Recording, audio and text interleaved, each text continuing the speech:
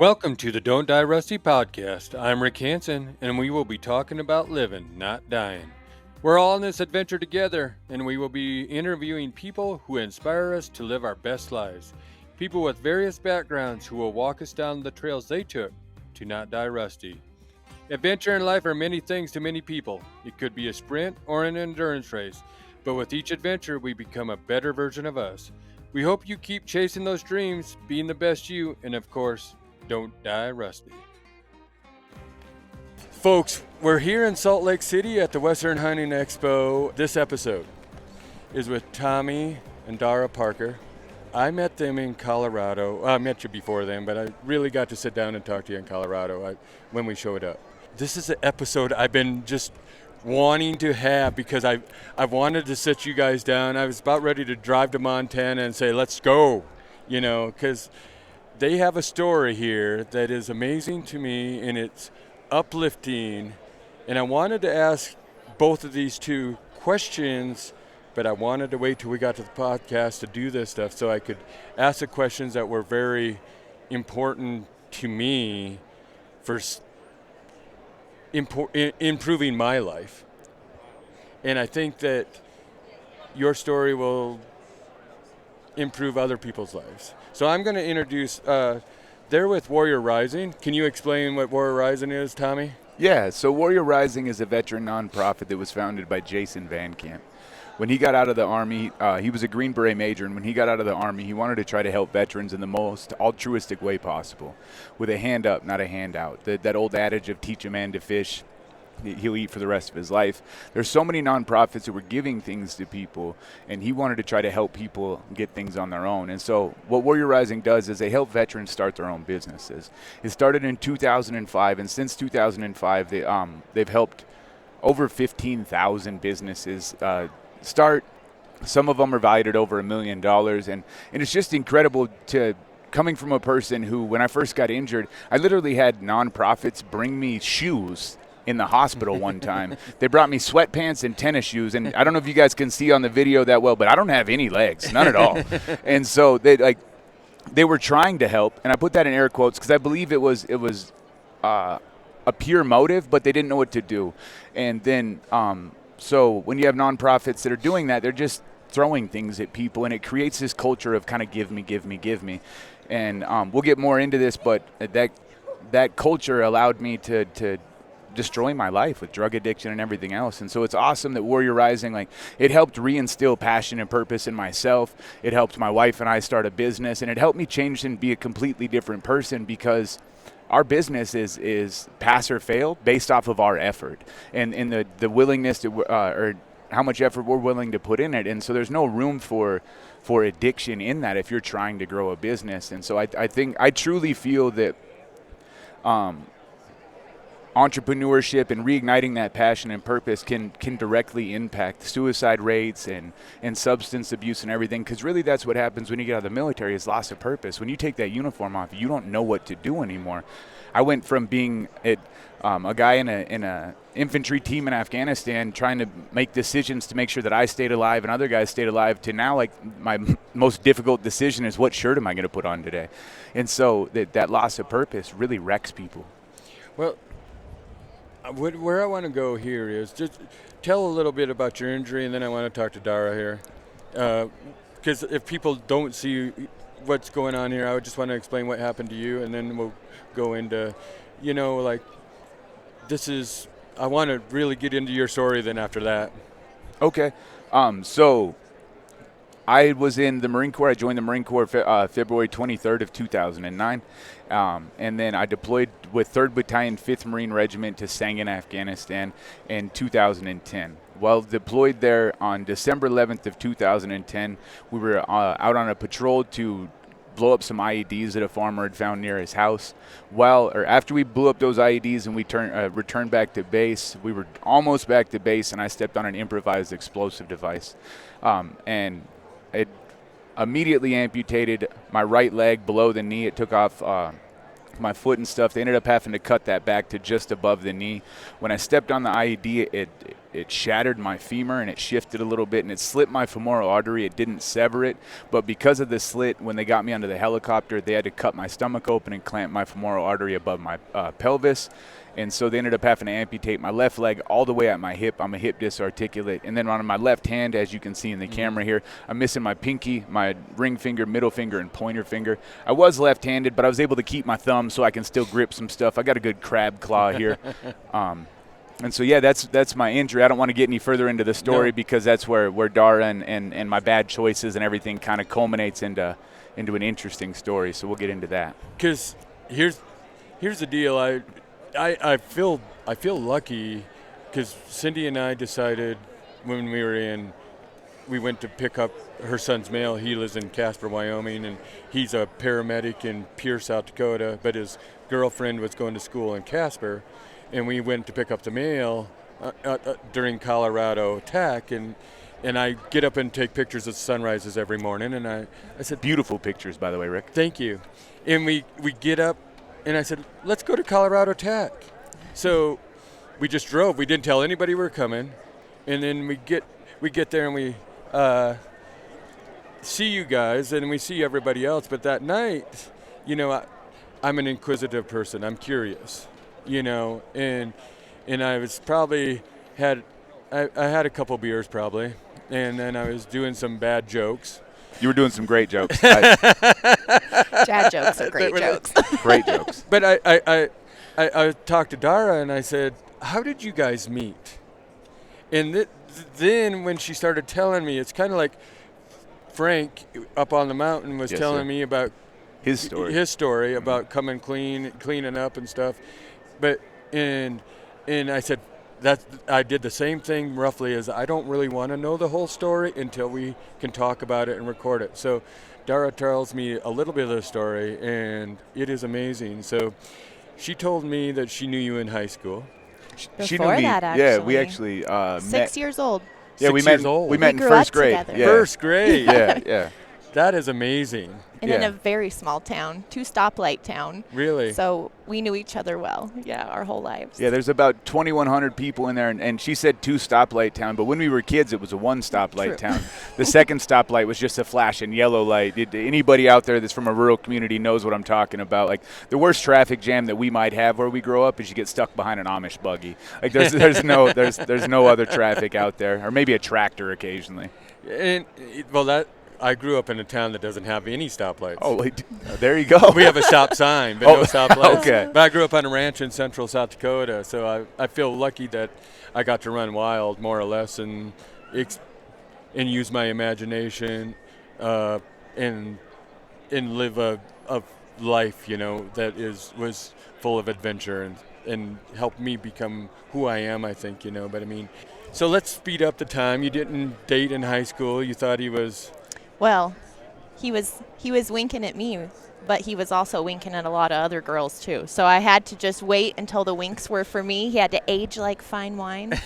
She says fine wine, but it's more like whiskey. It's a burn to be around me, but it's a good time. Well, is it like a whiskey or is it a Mad Dog 2020 kind of age? Oh, you hit my age on the button there. We drank some Mad Dog 2020 when we were kids, but I think that was a rural community thing anyway, in the 90s. But Dara and I we're in the same friend group in high school and everything. Like, we knew each other very, very well.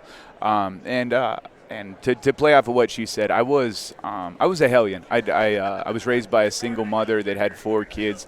She did her absolute best to try to keep us contained and safe and everything. But I'm kind of like water. You can guide me, but you can't stop me. Mm-hmm. And so I don't blame her for taking the time to wait for me to kind of be domesticated, which she did the domestication, to be honest. Like, she took me from a feral animal and domesticated me into what you see now. So, well, I would disagree with that. I think, I made such a comfortable place for him to come back to that he domesticated himself. Oh, he wanted to stick around. It to be honest, it's amazing to watch you as a couple. It lifts me up to see the love you two have for each other, because it's like that yin and yang thing I see, and to have that to have that, to see that uplifts me, to see, if it uplifts me, it has to uplift other people. But so you go to the military. Yes, sir. And then you get blown up here, to be honest, and then you come home, and things aren't going good. Getting back into civilian life. No, that transition was hard for me for a couple different reasons. First of all, I want to highlight that we talked about this small community. When I got injured where we were at in Montana, in my opinion, and I could be wrong on this, but this is my opinion, it almost forgot that the war in Afghanistan was going on because of our ruralness, if that's a word. And so when I came home and was injured, everybody was like, whoa, we're still at war. This is incredible, this young war hero and everything. And so I was raised to an elevated status, and because of doing that, I didn't take any time to really process what was going on inside of me, not just my external war wounds, but my internal ones. And so I started using the medication that was prescribed for me for physical pain to try to combat mental and emotional pain. I love this quote. It comes from a rapper named Doobie. Painkillers don't work when the pain that you're killing is yourself. I didn't understand that for the longest time. And I know that there's people out there that are like, oh, it was a doctor's fault. They prescribed all these. No. I can tell you right now, I can vividly remember when I crossed that line from using the medication as it was supposed to crushing it up and snorting it and using it as a recreation or to try to combat other pain. And so that it's nobody's fault but my own with that. And I went from pain pills, and then when I got out of the Marine Corps, I thought when I moved back to Montana that I would just stop pain pills cold turkey. I was naive to believe that would happen. I went back. I found new people doing drugs in Montana. I continued my drug use, eventually moved on to using heroin, and then moved on to methamphetamine. My whole life was completely in shambles. I lost a home that was given to me by a nonprofit. Everything completely fell apart. I ended up incarcerated for 18 months total because of a drug charge, and just life was hell, but I had created it. And to be honest, and we're about to the part where Dara and I cross paths again, but I was completely okay with that hell killing me. I had been in this life for so long that I didn't even believe that I was able to crawl out of the muck, if you will. Nor was I willing to try. I had pushed everybody away from me. My own family and stuff didn't really want anything to do with me. I'm not upset at them for that. Like I had put so much strain on their relationships with their husbands, or my mom and her husband, and my little brother. Like my whole family just saw me completely slowly killing myself. That's what an addiction is slow suicide. And they'd reached a point where they didn't think they could help, so we pulled away from each other. You went through all that stuff, and then you met Dara again. Yeah, Dara and I crossed paths again, and I don't know, the weirdest way. I'd have to. I've had people say that God aligned it. That it was interesting. Like I'd just gotten released from jail the very first time 2 days prior to this. I got released September 16th the first time, and my birthday is September 18th, and so. As a prize, I don't know what you want to say, to myself after I got out, I was like, well, you might as well do meth again. Like you stayed sober this long. It's your birthday. Let's let our hair down. And so I did. I got high again, and I went to Missoula, Montana, which is about an hour north of where we live. And I ran into her. I was parked right outside of the town pump gas station there, and I see Dara walk out, and there's no other word to describe how she appeared to me other than divine. Yeah. And this is kind of a joke, and Dara always laughs at it. But as we grew up, Dara was my great white buffalo. She was always close to me, but I could never I thought she was out of my reach or something like that. And so I couldn't pass up the opportunity to try to say hi to her. And I did. She come over to the car. I said hi to her and talked. And so. I'm telling a little bit of her story, but after high school, she got married, and was adopted some kids and everything. And so to try to be respectful, I immediately started the conversation with that, like, "Oh, how's your husband? How's the family? How's things going?" Yep. And she said that she'd gotten divorced about a year prior too. And in the most sincere way possible, I told her, "Oh, I'm sorry." Mm-hmm. And she's laughing because he kind of looked like in the cartoons when you see a hungry wolf look at a sheep. I thought I was being sincere. Yeah, and so I agreed to go to coffee, but then I never responded to his messages, Rick, because I could tell meth is a big problem on our reservation we live on, and just Montana in general, I think. And I could tell he was high, and soon I knew it wasn't a good idea maybe to call him then. I was dealing with some of my own struggles at the time. Yeah. And I want to point out, I invited Dara for coffee, and I hate coffee. I think that it is angry, bitter bean juice, but I wanted an opportunity to try to be near her more, to try to, I'm not that attractive, but I believe in my ability to talk, and if you're near me long enough, I can convince you to hang out with me. And that's all I wanted, and she agreed to it right off the jump, and I was like, yes! And then for 3 months, every time I messaged her or anything, she never responded.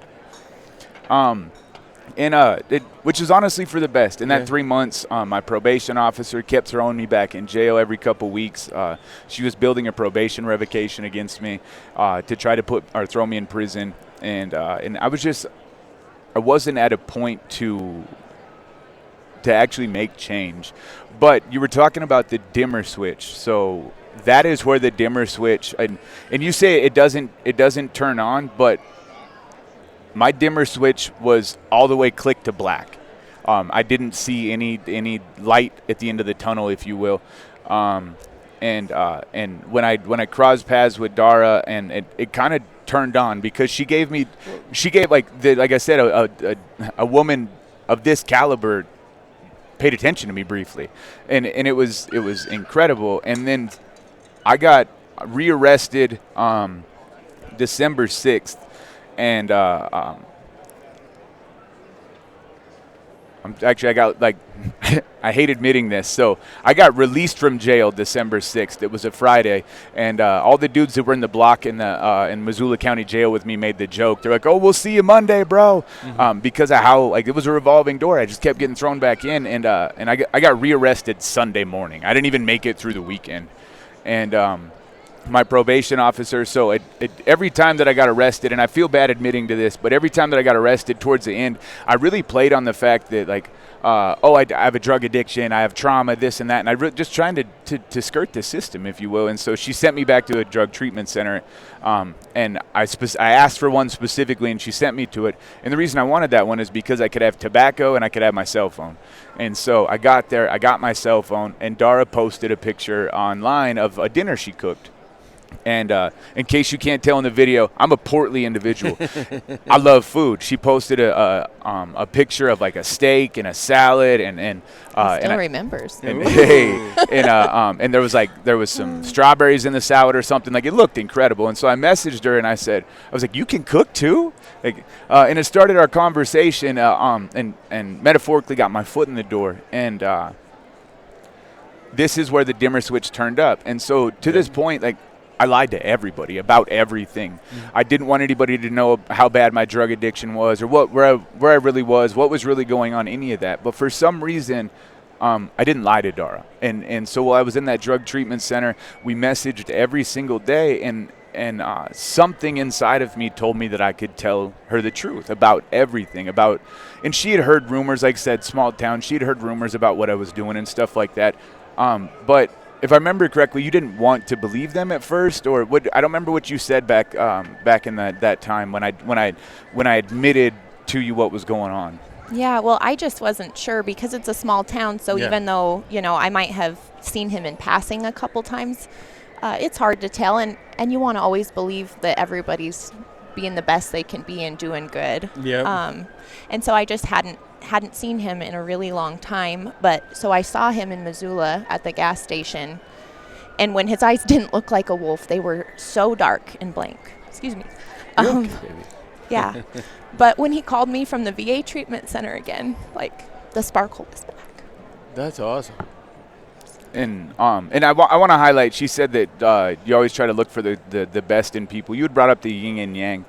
Because of my past and everything else, I'm one of those people that automatically assumes that somebody has ulterior motives. And Dara is one of those people that automatically assumes that everybody is on their up and up, and so she does her absolute best to just to try to look through the BS and see the light at the center of people. And without that gift, I don't know that she would have tried to wade through my BS with me, honestly. Well, what about you? What part, Rick? Well, I mean, there has to be a story for you to get to this point. Yeah. I'm excited. I've never heard this part. Not on a podcast, anyway. Well, life happens. I mean, there's going to be. We were talking when I talked to Kelly Lovelace, people are going to learn about me, and I didn't really know if I wanted to throw that out there. But then you start thinking about if I'm going to touch anybody's life, you might as well put it all out there, man. So anyway, but I want to hear about you.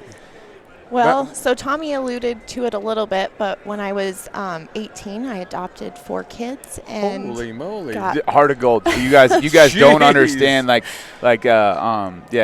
heart of gold. If Dara doesn't get named as a saint before she dies, I'll be impressed. Well, we needed each other, and that was like 16 years ago now. And so I was married for about a decade. And my children's other mom was at the time addicted. And so I had really been in that life a lot, and then I've had family members struggle with addictions too. And so when I got divorced, my mindset was the only person's behavior I can control is mine. The only honesty that I can control is mine.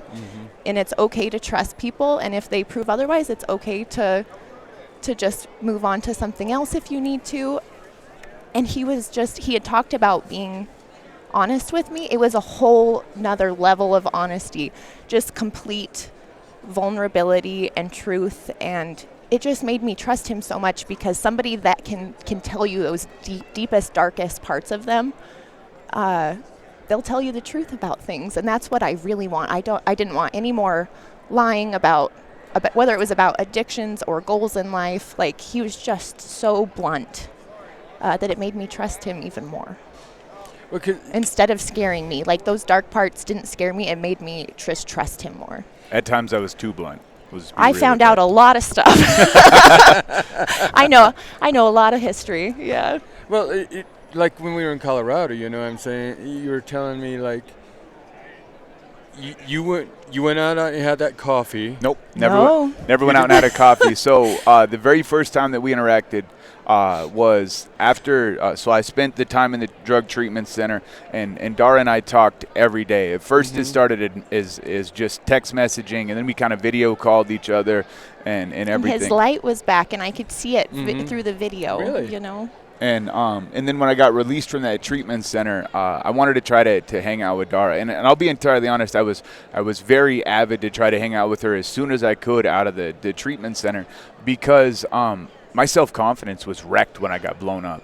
And so I didn't think that when we were talking, I didn't think that this would happen. Yeah. And I didn't think that we would ever hang out. I didn't, like I alluded to before, I'm a good talker. I'm good at and so I assumed that that's what it would be. That it wouldn't go beyond that. And then when she was willing to try to hang out with me when I got out at the treatment center, I took the opportunity, and Rick, he crawled through 3 feet of snow to get in my front door.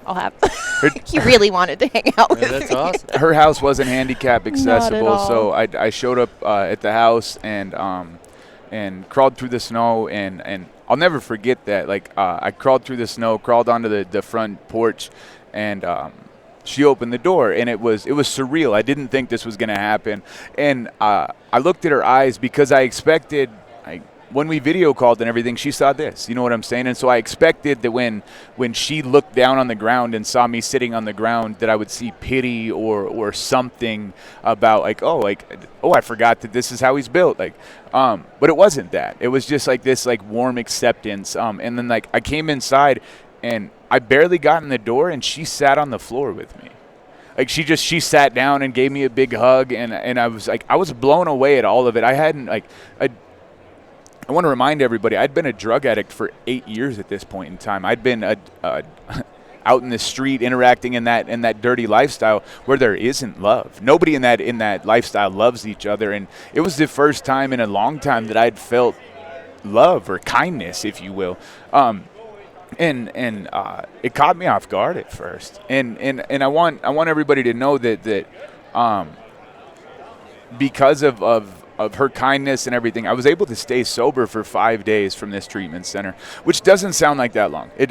People are like, oh, 5 days, good on you. You made it through the work week, but it might as well have been 10 years at this point in time.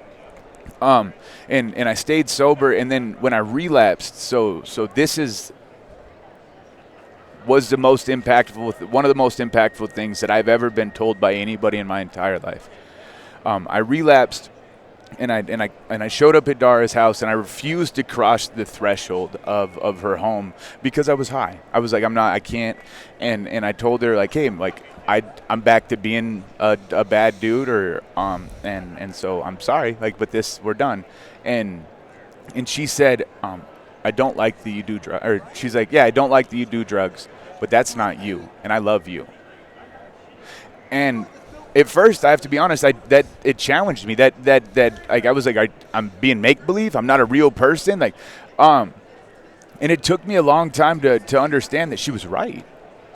That my drug addiction wasn't me. Me doing drugs wasn't who I was, but I was running from who I could become because I didn't know how to deal with what had occurred. Mm-hmm. And she was willing to accept the broken version of me, and didn't highlight the damage that that I had done to myself or anything like that. She was able to, like I said, look through the storm cloud and see, as she has alluded to, the old me, mm-hmm. the version that she liked being around when we were younger. Because didn't you tell me, like, he was supposed to meet you, and he said he relapsed or something, and then you said, I'm still going to the... Are you talking about when he tried to ghost me? That was our lunch deal. Okay, that was after I had relapsed, and I tried to... He said it was for my own good. I'll let Dara tell more of this story because it is hilarious. But, yeah, I'd relapsed, and like I said, I didn't want anything to do with Dara, and it's not that I didn't want to, but once again, small community, everybody knew me as being a bad person. Like, when I got, and this will get brought up later, but like when I got released, like, the prosecuting attorney called Dara to make sure everything, like, and that'll make more sense when we get to that part, but I needed to pull away from her. She's a mother. She was running an elderly nonprofit there in Ronan and everything, and so I didn't want my poor choices to potentially hurt her life, and so I had to pull away, and she wasn't okay with that. We had planned to go, wasn't it President's Day? I don't even. No, I really think that it was supposed to be the Monday coming up because it was early February. So, yeah. Yeah, so we were supposed to go to lunch on President's Day, and I had relapsed. And I just planned, like, she had texted me, called me, I just kept ignoring her, and then the morning of President's Day, what did you do? You'd been ignoring me for like 4 or 5 days really? At that point. Yeah. And so the morning of President's Day, I waited a little while and tried to text him, nothing. And finally I sent him a text because I had picked him up a couple places, and I said, I am going to go to every trap house that I know in Lake County until I find you. And he called me right then. Well, you guys, he did not want me. You guys looking at the video, like, she doesn't belong at a trap house. And so I was like, wait. Because she had said that she was going to go to a specific place to get me. And I was like, oh, hold on, I'm not there. She's like, oh, cool, where are you? I'll come get you. And so she came and got me, and we went to lunch at the Montana Club. And it was horrible. I'm like, You're not very hungry when... No, and like, I enjoyed spending the time with her, but I felt off. I was high. I had been awake for most of the time. I'd been ignoring her. Like, we tried to eat and everything, and it was hard. But looking back at it, I've never really reviewed this, to be entirely honest. It didn't make sense to me. why she wanted to go to lunch with me. I'd said that to you yesterday, Rick. Like, and as we go through this story, none of this made sense to me because, like I said, I expect that people want something for something. I view most of the world as transactional, and that's a negative way to view the world. But I assume that everybody wants something for something, and so I didn't know what she wanted from me. I couldn't understand it. See, and that's when she told me this. She told me that story a little bit, and I was going, you have a glow about you. I mean, Tommy, I mean, it makes me emotional myself. But you have a glow. And what I see is like, what in the world, the strength that you had to say to Tommy, I'm coming to get you. Because Tommy can say it too. You had an easy out. Like, whole time. I'm a bad dude.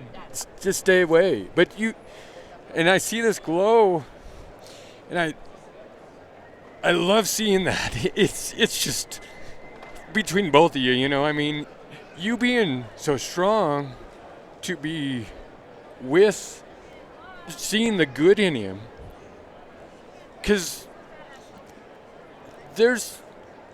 I think there's good in a lot of people. There's some bad. I mean, there's just some bad dudes. Yeah, there's evil in the world. But to see that, to get that little piece of good in Tommy, and then start making it like what Tommy had to see it in himself. He did. And I wouldn't have without her. Do you know, even, he was so wild when we were kids too. And, a lot of people were just like, oh my gosh, he's wild and crazy. But he was always he looked out for everyone, like whether you were his friend or not, really. It just seemed like he always made some honorable decisions, even when he wasn't doing honorable things all of the time. Like, there's a different presence about him. He was the guy that was buying all of his junkie friends' toothbrushes, making sure they brushed their teeth. I'm not joking. Hey, oral hygiene is important, man. Yeah, that's why I still have teeth. If for some reason you're a person out there that doesn't brush your teeth, go get a toothbrush, man. But I look at that and it to watch your relationship, and I mean, it's interesting. Cindy and I never went through what you did, but I had a few problems. I got divorced. I had some things going on, and when Cindy and I got together, I told her the hard truth about some of the stuff. I said this, because I feel like if I'm transparent, I'm not gonna go into the relationship telling her lies, because all that's going to happen is it's going to ruin the relationship in the long run if they find out that you are lying. Well, you can't build a foundation on sand. No. Exactly. So it's funny because we talked, and then she thought, and then she broke up with me, and then the next morning she calls me and wants to get back. It was just like, but it's funny because, like with Cindy, her husband died of brain cancer. And then she's going through a questionable time of relationship, kids, stuff like that. And so it's funny, like we'd be going along, and we've never yelled at each other. You know what I mean? It's just, but she would break up with me occasionally, and we're here at the Western Hunting Expo, and she would break up with me during hunting season. Smartest woman in her life, because I'm out. Then she texts me and she said. And it is like only a couple times, but she texts me, "What you doing?" Well, I'm on the side of the mountain. Like, I'm not chasing any girls here. I'm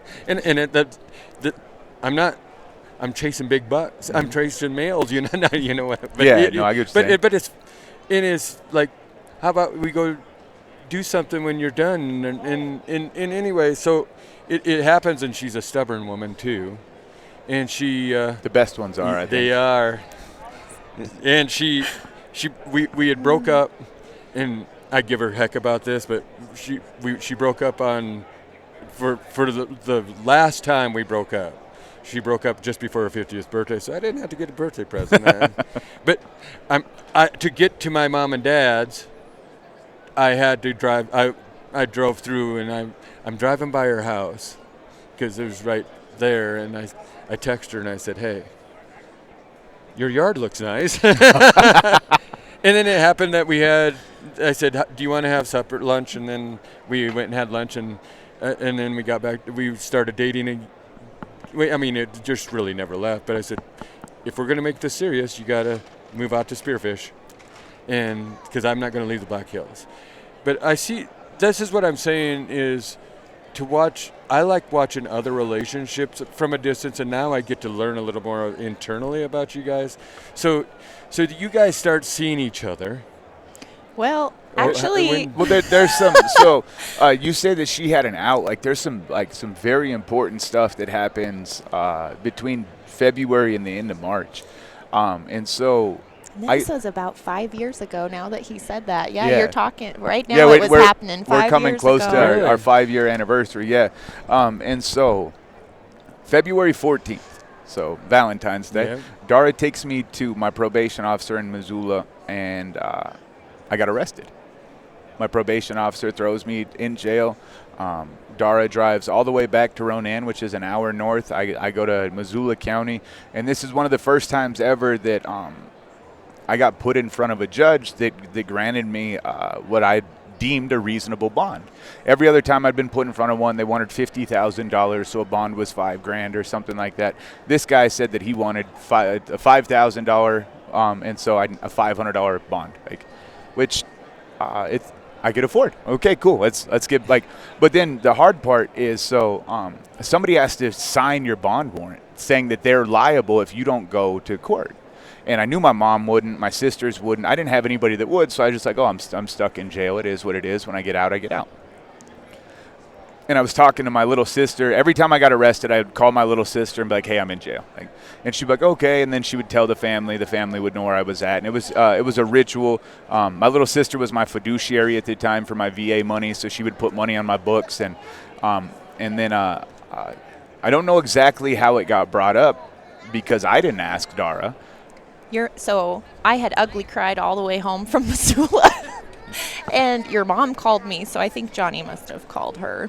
But she called me, and she said, hey, Tommy can bond out if someone will sign for him. And I said, and then you called me shortly after that, and I think I brought it up. Because I would sign for you. I wasn't going to ask her to. Yeah. And she's she like she said, I think she brought it up, and she was like, well, I'll sign your warrant. And it's like, okay. And so she drove another hour back to Missoula to pick me up. And the bail bondsman got there, and they're releasing me and everything. And the guy hands her the paper. And he says, I want you to know before you sign this, if he doesn't go to court or whatever he's supposed to do, you're liable for $5,000. And Dara looks at him and then looks at me and says, he'll go. And it wasn't a threat. It wasn't anything. It was belief. Wholehearted belief in the fact that I wouldn't do her wrong. And so I got released. A week later, my probation officer arrested me again, and I assumed that when this last arrest that I was just going to finish the rest of my time in a jail cell because they moved me from Missoula County where I got arrested back to Lake County where my charge was out of, and to I'm not being boastful, but to paint a picture of what the court system in Lake County believed of me, I had the second highest bond in Lake County jail. I had a higher bond than a person that was in there being investigated for manslaughter. Really? Is what Lake County believed of me. When I ended up in front of the judge the last time, she accused me of all sorts of heinous things, human trafficking, a bunch of other stuff, which I wasn't a part of, but that's what they believed, that I was somehow this epicenter of evil. Mm-hmm. And so while I was in Lake County, I called Dara, and I want to highlight this part because I didn't know this until after I got out. But when I was calling her from Missoula, I was using my own money to call her. When I was calling her from Lake County, you call collect and they accept the call. And so I called her and I talked to her, and I didn't have any idea how much the phone calls were costing. She kept telling me to call her and kept telling me to call her, and she willingly put herself in credit card debt to talk to me while I was in jail. I'm smart and a hard worker. I know money comes and goes. Well, and that does. I like. You can't take money with you when you die. No. But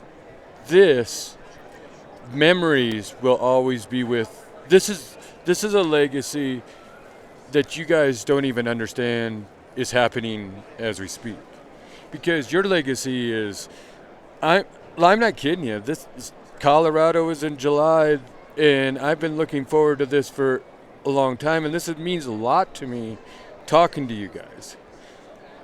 So your legacy is that.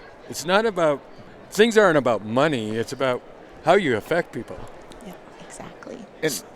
And I get that it's not about money, but He was super worried, though. I understand where you're going. But though. I was raised by a single mom, and Yeah. Dara So was being he knew Dara's what being I a was single going mom, through. and I know yeah. that finances. And to be honest, I didn't think that I was worth the money to talk to. But those phone conversations helped me have what I call an honest encounter with reality. And so we were Dara. I thought that I was going to spend the rest of my time locked up. And so I told Dara, please don't wait for me. Like, you're too incredible. Like, somebody deserves you out there. And she's like, nope, I'm waiting. Okay. And so after one of our phone conversations, so I want to point out that I was in isolation. Most of the time I was in Lake County. And so I was in my own cell. I would wake up. I would read a book. I would do a workout, eat some food. And I would call Dara. And that would be the highlight of my day. And so one night after we had talked, I went to go brush my teeth, and I looked into my stainless steel mirror, and I really looked at myself. And I don't know that I had done this kind of soul-searching look in a long time. And I wasn't pleased with who I was. I didn't want to be who I was anymore. And I didn't know what I wanted to do, but I knew that this part of my life was over. And I made Dara a promise after that when the words fell out of my mouth, I didn't know if I could uphold it.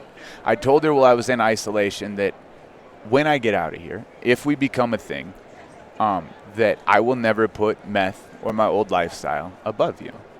I had no idea that I could, it came out of my mouth, and I was like, what did you say?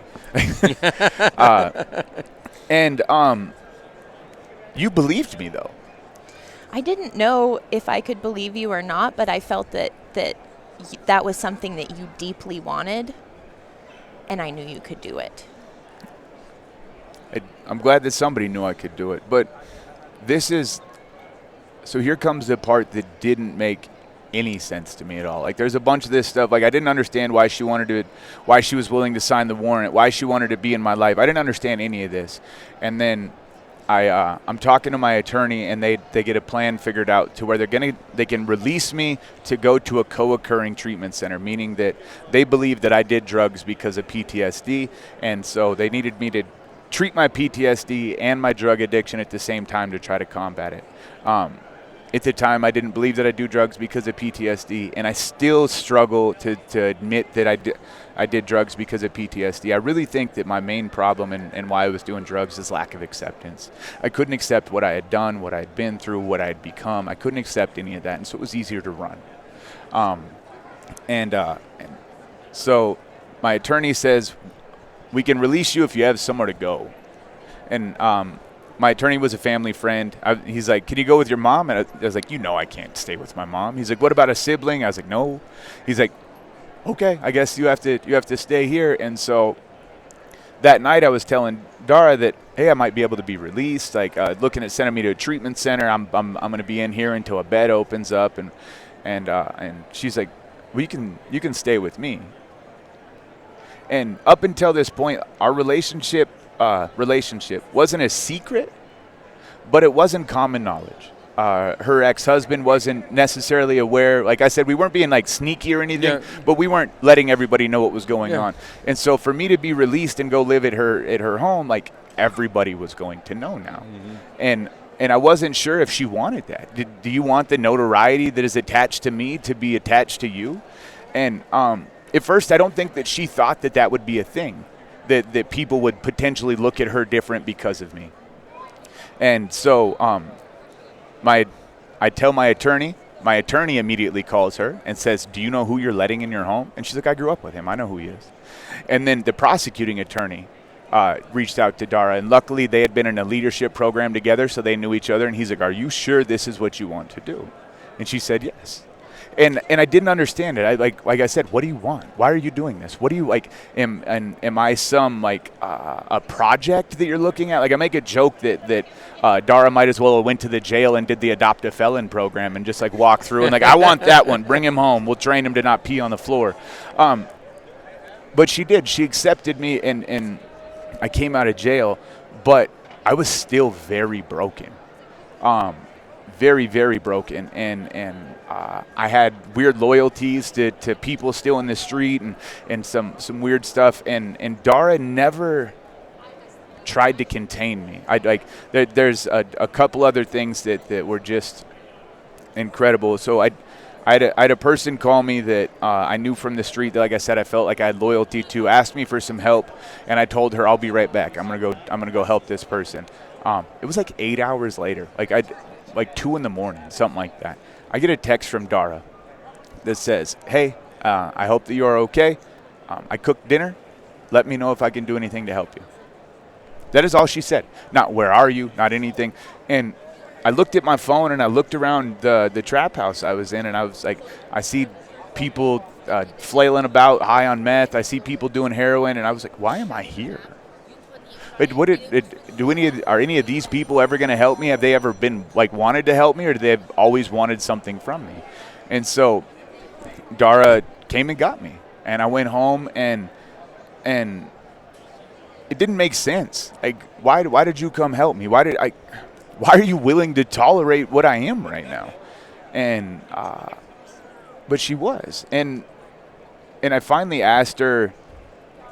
I think it was a year after we'd been together. I said, why?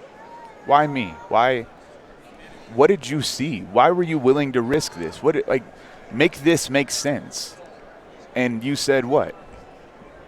I'm not sure what I told you at the time, honestly. Do you remember? You said I saw you. Yeah, I was gonna say it's not all the other stuff. It's I don't know, for lack of a better term, I feel like I could see your soul. And yeah, like I said, it didn't make sense. And every time that she was willing to help me to try to, I was metaphorically in quicksand, Rick. Yeah. And she threw me a rope, and she was wearing herself out, for my opinion, and pulling on the rope as she could, even in times where it looked like I wasn't trying to crawl towards her either. And I didn't know what to do. I really didn't. Like I said, I hadn't been loved like this in a long time, and I didn't know what to do. So I tried to be better. Because she deserved the best version that I could be. Yeah. For no other reason than the fact that she was trying to give me the best version of her. Yep. And so I wanted to try to match her energy. But I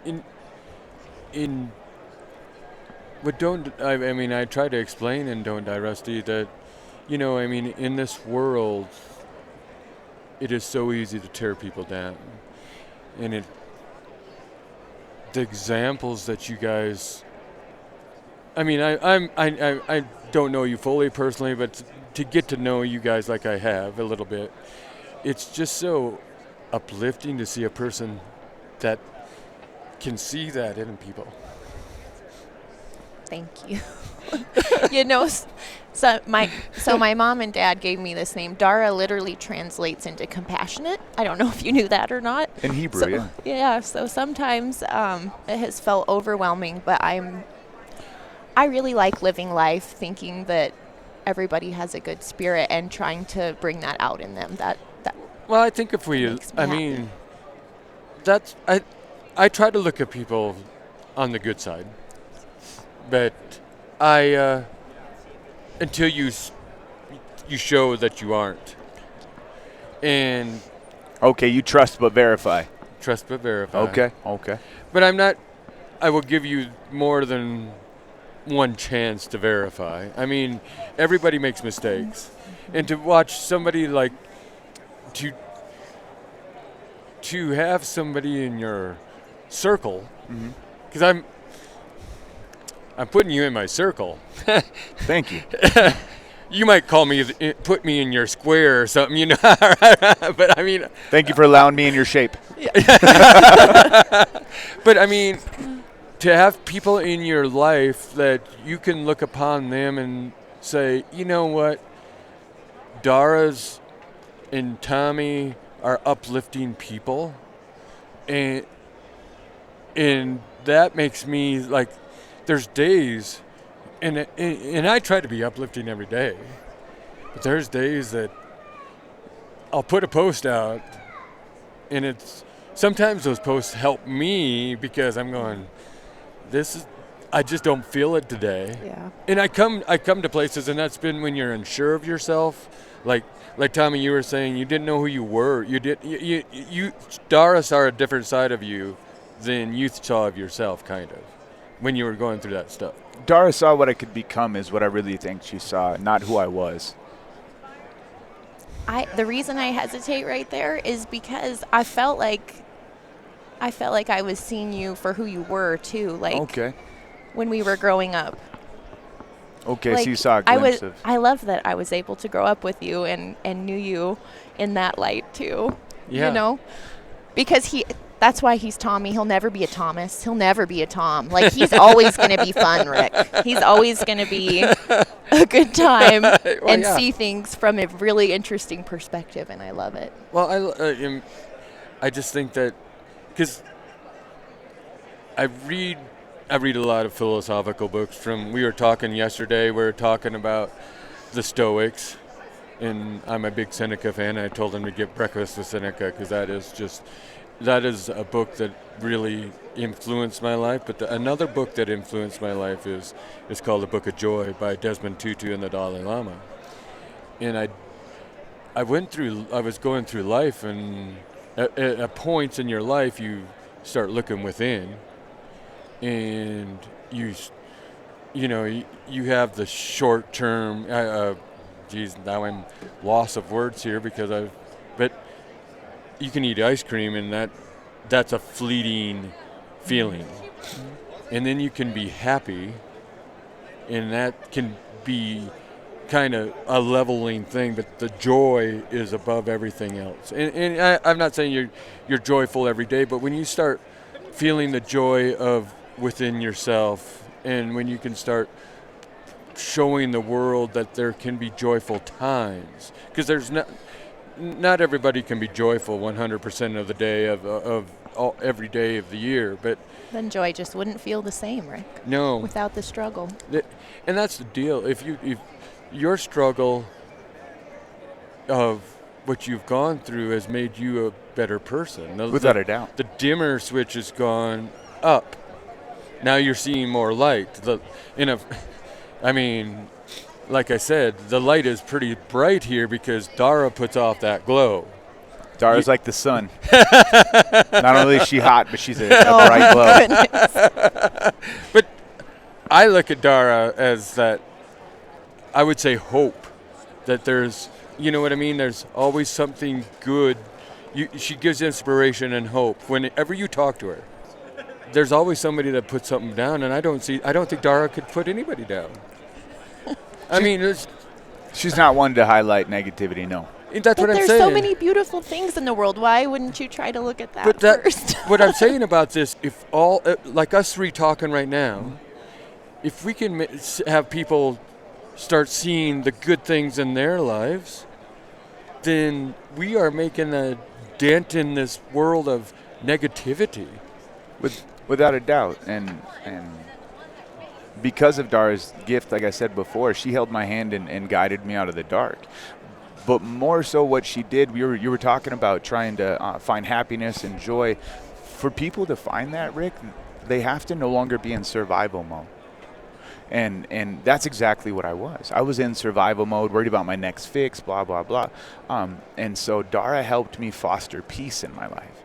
And if you don't have peace, then you can't find joy and happiness because you're worried about what's coming around the corner. And so if you, and to find peace, there has to be a level of authenticity. If your internal you doesn't align with the external you can't be happy. You can't be joyous.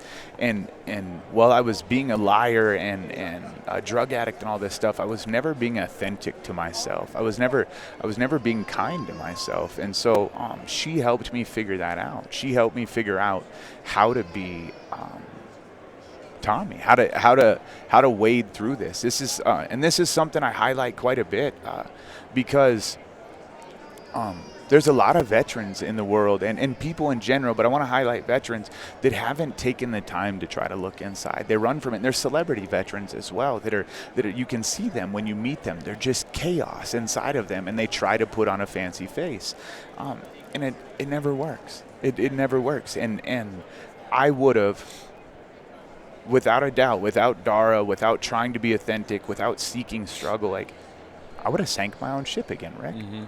But Dara was my lighthouse. Joey Jones has a quote where he says that for you to find the light at the end of a tunnel, you first have to understand that you're in a tunnel. Mm-hmm. And Dara was my light, but I wasn't in a tunnel. I had my mom kept telling me that she wanted me to find rock bottom so her son could come back. And I told her on a couple occasions that, like, I've seen rock bottom, and it has a basement, and that one has a basement. And there was a couple of basements in which I dug. But Dara came all the way down into the subterranean depths to find me, and her glowing light led me out because she believed that I could get out of it, that I could find my way out of it. And even after that, even after my growth, like, it took me 4 years to propose to Dara. Really? Yeah, 4 years. Because I didn't believe that I deserved her. For the whole time, I didn't believe that I deserved her. It was actually on my birthday one day. I was thinking about it, and I was like, "You don't deserve Dara," but nobody does. So you might as well take a crack at it. No, and then a funny. Our proposal story is funny to put some light in the scenario. I was training for an Ironman, and so I was on my hand cycle all the time. And I'd been on a 40-mile bike ride. I'd been on my hand cycle, I don't know, 4 or 5 hours. I don't know how long. And I was getting pressure sores on my butt. And so I'd got home. We'd actually both had COVID at the time. And I get home, so it's just her and I at the house.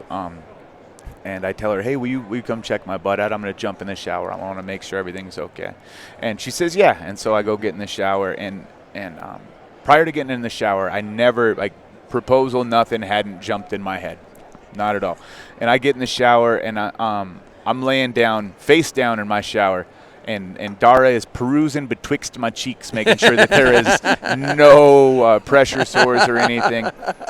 And I got to thinking about it, and for most of my injury, some of the people that I interacted with, not all of them, but a good portion of them, I always felt like my injury was extra. Like, when we get in the car, Dara's got to put my chair in the back. Like, how can Tomy get into this restaurant? This and so, but I had never felt like that with Dara. And then she's looking at me from a horrible angle, and happy to be doing so. And I realized this is love. That is love. This is love. And so I sat up. And I'm still butt naked, water raining down on me, and I'm like, "Will you marry me?" And she started crying and leapt in the shower fully clothed, and we embraced each other. And here's the funniest part. I'm gonna look into the camera to say this. 2 days later, Dara goes, "Did I give you an answer?" I think that was an answer. I said, "Nope." She's like, "Oh, well, yes." And I was so grateful for it, and because, like I said earlier, like, I try my absolute best to be the best I can for Dara, for the children that Dara brought into my life that have accepted me, for all the children in my life, actually. Like, I was a bad dude. And I don't mean that boastful. I don't mean that anything. Like, I was just a dude that was doing bad stuff to try to support what I wanted, really. I was very hedonistic, and Dara helped me change that. and I'm grateful. You said that me getting injured made me a better person. You have no idea how right you were with that, Rick. I was a big dude that was arrogant and aggressive. Being forced to sit down was the only time in my life that I ever felt like I wasn't capable, that somebody could hurt me. And I made a whole bunch of mistakes and everything. And so, like, I'm grateful for my drug addiction. I'm grateful for my injury. I'm grateful for all these things because it gave me what I like to call the seated perspective. I'm looking at the world in a completely different way that allows me to try to interact with people in a better manner, to show them that no matter where you're at, no matter what's going on in your life, you can achieve. You can do what you want. Like, I joke about this, but I had people that I did drugs with that have told me, if you can get sober, anyone can. Because I was that bad. Like, it was the focus of my life. But I had to find a reason. I had to find a why. And my why was Dara and the kids. But I have to add this because I want to make this very clear, because there are two beautiful girls that are in my life, and I want them to know that if they listen to this, that it was also timing.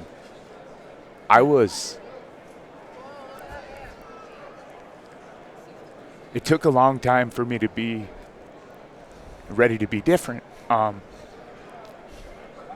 And I wish I could understand what caused the dimmer switch to change. Because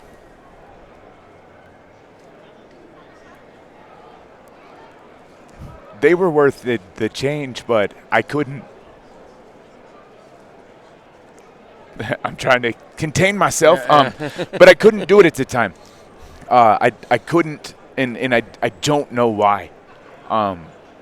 But I'm grateful for the mistakes that I have made, because I am only able to be who I am because I was believed in and loved, but because I was able to learn from the wrong direction. I didn't know who I was for a long time, and unfortunately I had to find out exactly who I wasn't before I could figure out who I was. It's interesting how that goes in life, though, to find out who you are. And I think we all go through some hard. I mean, I'm not saying we were. Different people have different hard times. Apples to oranges, bro. We talk about peace, and I think you're talking about how you were, and I look within myself too, and I think everybody can look within themselves, but like, you can justify doing the bad things because they're comfortable. It's an ends to a means, or a means to an end. You know, because you can say, you know what, I know I can control what I'm doing there in the aspect, like I can hurt myself because, we'll just say, because I know how it feels and I can control that, but I'm scared of going outside the realm and not knowing what's beyond that point.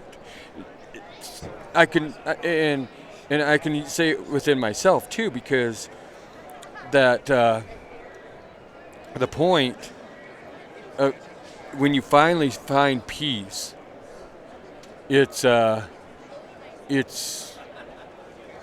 going through all those hard times, and you finally realize that you don't need to be comfortable. You need to start looking within yourself and answering those hard questions to get that peace, that your life starts changing. And it's so amazing to talk to people that have looked within themselves to find, and that can honestly say, I have found that peace by all the trials and tribulations I've gone through.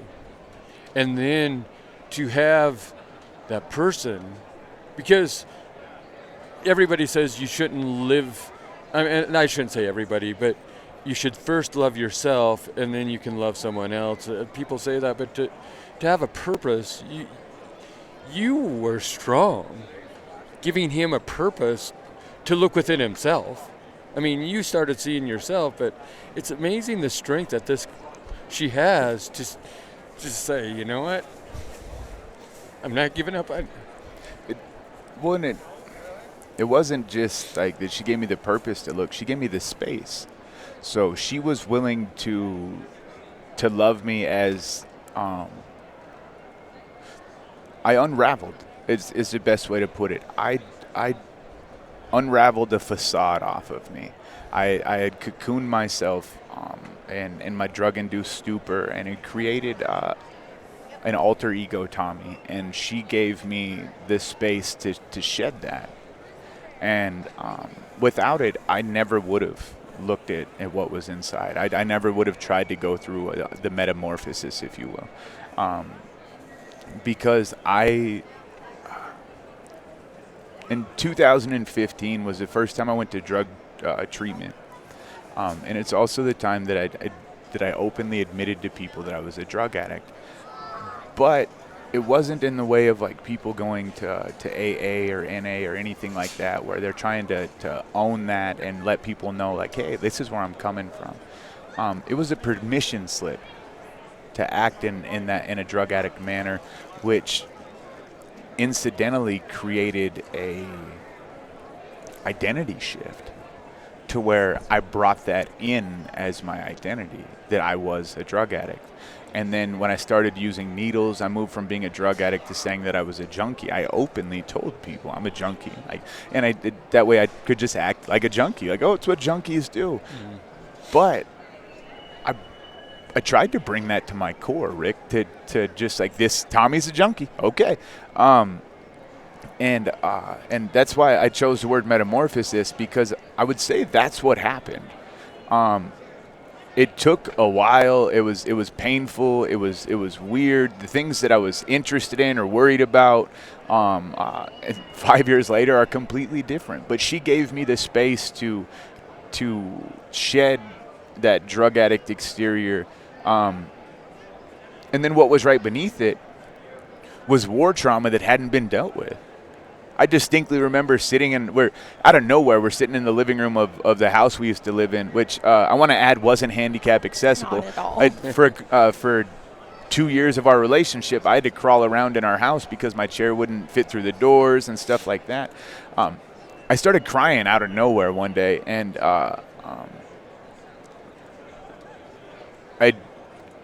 for the longest time, I didn't like displays of emotion outward. I felt like it was weak. What are you doing? And it's some childhood stuff. But I started crying, and I tried to hide it. And Dara came over and just didn't say anything, just kind of held me, and I cried harder. And that happened several times where I had these waves of emotion and everything. And she helped me with that. But she also began to not push me, but kind of help me figure out, like, I had to seek out struggle, Rick, is where I'm getting with this, because so Dara helped me with the metamorphosis change, and then when I actually started doing endurance racing is where some things kind of changed as well again. And so Dara jumped through so many of these stupid hoops that I had when I was in vet court and stuff like that. Like every week we had to drive down to Missoula for me to see a judge for all of 37 seconds for us to drive back to Ronan. It was, but Dara wasn't ever upset about any of that, and I couldn't drive at the time. And I want to point out to everybody, like when Dara and I's relationship first started, I was an amputee junkie that was homeless. Like, I didn't have anything to offer to Dara. And so, like, for her to continue to willingly want to help me and take me to these court things and all this stuff, like, it was awesome. You are a solace for my mind. Thank you. Babe. And have been. Thank you. But at this vet court one day, they talk about this veteran suicide awareness and prevention half marathon that they're doing. And I'm talking to the people there, and I told them I was going to run the half marathon. I was like, I'll do it. I'd been doing a little bit of running, and I realized people were kind of like, oh, you don't have legs. How do you run? If you want to find out, like, I encourage you to reach out to me. I'd love to race you because I'll make you feel silly. No, I'm kidding. But and so I'd been doing some training in my wheelchair, maybe 5 miles at a time. But I wanted to do this. I wanted to take this on. I told them I was going to do it. And so Dara drives me down that morning. It's cold and everything. And come to find out, there's a 5K. Dara competed in the 5K. Awesome. But I had told people I was going to do the half marathon. So that's what I chose to do, Rick. And it was drizzling, and it sucked. And we take off for the race, and Dara abandons me. She, like, with her biped legs, she was able to cut through the crowd a little bit, and so I'm trying to chase her and catch her, and I didn't know there was going to be gravel. Oh, there was gravel. There for a was little gravel, while. Rick. Wheelchairs don't like gravel, but there was gravel for a little bit, and so this is set up in a 4-lap succession for the half marathon, and so we do I catch up to Dara after I crashed my wheelchair, which was absolutely hilarious. I crash. I hear a lady go, "Oh God!" And then she tries to pick me up off the ground. I was like, "Don't touch me. Just leave me alone." And so I got back in my chair and I take off and I pass Dara, and that's lap 1. And then I do lap 2, and now we're at 7 miles. And I'm hating this. Yeah. I'm like, why did I do this? Why did I agree to do this? I round lap 3, and I'm at 10, about to come to 13.1 for the final lap. And I come up on the judge from Vet Court. She was running the race as well. And I ask her, if I beat you, do I have to come to court? And she says, yes, I have to come to court. And so I take off, and I'm furious. For no reason. I don't know why I'm furious. I'm mad that it's raining, that whoever designed the sidewalk built it at a slant. Why is there gravel? What is going on? Why is that person in my way? There's birds out here. Like, I was mad at everything. And then I got sad. And then I got happy. And then there was just like this weird cycling of emotions that I had no idea what was going on. And then I ugly cried. Alligator tears. I'm almost reliving it right now. I'm pushing, like my arms are burning. They feel like they're about to fall off. I want everything to quit. I'm ugly crying. And then I stopped crying, and I felt ecstasy. I felt this weird, immense amount of joy that I had never felt before. The pain in my body had ceased, like my self-loathing, all of these emotions that I'd been carrying around fell away. I hit a runner's high is what happened. I didn't know that like, I'd heard about that, and I was like, you guys are crazy. Runner's high, that's not a thing. And I did, and it was awesome, and we went and watched our older kids track meet that later, and that high lasted forever, Rick, and it was the most incredible thing because it wasn't self-defeating. I can't remember exactly what I said when I ran my first full marathon. We were in Arizona, and Dara was talking to me on the way to run the marathon. Before every race I ran, I got in like this weird, really quiet, like introspective, philosophical kind of mindset, preparing myself for the struggle that was coming. Mm-hmm. And she asked me about the race, and I said that endurance racing is a strange thing. Every other time that I have felt a high, it was no effort, a high, and then effort to come out of the hole later. But endurance racing was an immense amount of effort that gave me a high because of the effort, because of the struggle that I went through. And I loved it, and I kept chasing that. And to be honest, I thought for a long time, somebody even asked me, what happens when you can't race anymore? And I didn't know. I thought that racing was keeping me sober. But it wasn't. It wasn't what was keeping me sober. The choice to do hard things was. The choice to manufacture struggle in my life was. To facilitate growth. I like when I say I chased that for 3 or 4 years, for 3 years, I ran every day. It was the focus of my life. In 2020, when COVID hit, I ran 2,431 miles that year. Holy moly. It was impressive. And I thought that I needed to do it, but it was Dara and I's hike that made me realize that it wasn't racing that was making me be better. It was pursuing struggle and growth. And I say Dara and I's hike because this is my favorite my favorite memory, adventure, I don't know, that I have with Dara, honestly. And it's also, I think, the hardest thing that we have done together. Yes. Even harder than the baton, I would say. Yeah. Yeah. Yeah. Which we haven't done yet, but we're going to. We were there during COVID, so we just did our own hike, so I don't think it counted, maybe. Gnarly sunburn doing 19 miles in Las Cruces. But there's a waterfall near where we grew up called North Crow Falls. And we were at a barbecue the night before with my uncle, and he said, I was talking to him. I was like, I'd really love to get up to that waterfall again. And he flat out told me, he's like, you can't get there. He's like, your chair will never make it. You'll never get to the falls. And I love my uncle. He's a very matter-of-fact man. And I took it with a grain of salt. I woke up the next morning with a half-cocked plan that I'm going to crawl to the falls. It was about 11 o'clock. We got up there at about noon. And my uncle said that I couldn't get to the falls because the path is this wide. It's a footpath. And full of brush. I thought that Very I was going to be able to wheel my chair up a bit and couldn't. And so I started crawling. I crawled. I thought I'd be able to crawl a mile an hour is how fast I've crawled when I've done flat ground work out of my chair. I didn't account for slope or anything like that. 4 hours later, we finally get up to where I can see over the trees. There's a thunder and lightning storm coming, and it's about to be dusk, and I look at Dara, and I'm like, I'm not making it back out before dark or before that gets here. And she says, okay.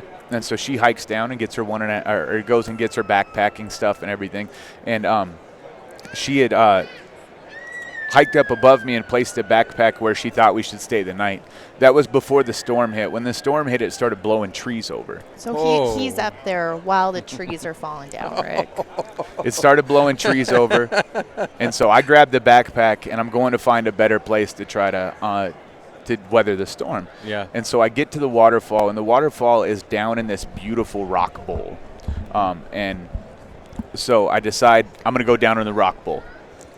And I throw the backpack down. I don't want to get my clothes wet. Everything I know about survival and everything like that is if your clothes get wet, you're screwed. Yep. And so I take my clothes off and I get into the water, and I crawl up the water and crawl out of the water.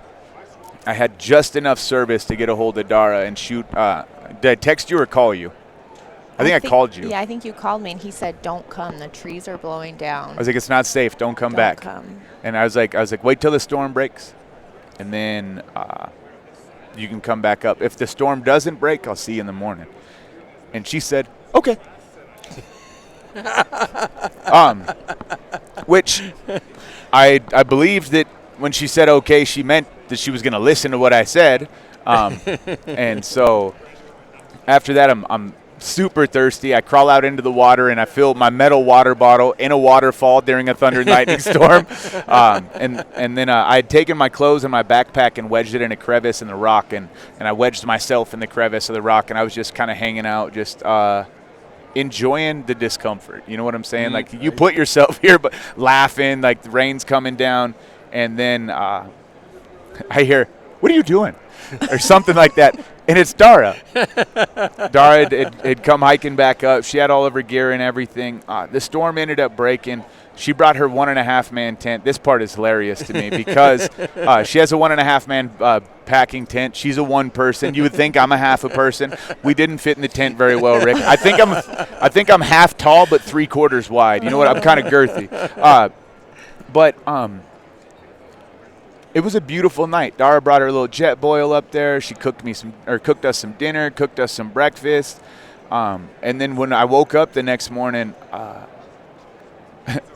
was dismayed, honestly, because I was like, oh, I have to get back to the car now. Well, and even getting out of the bowl was 5-6 feet of rock that somehow, no, he had like gone in the stream down and then crawled up. So either he had to crawl out of the stream or we had to figure out how to get up over those rocks.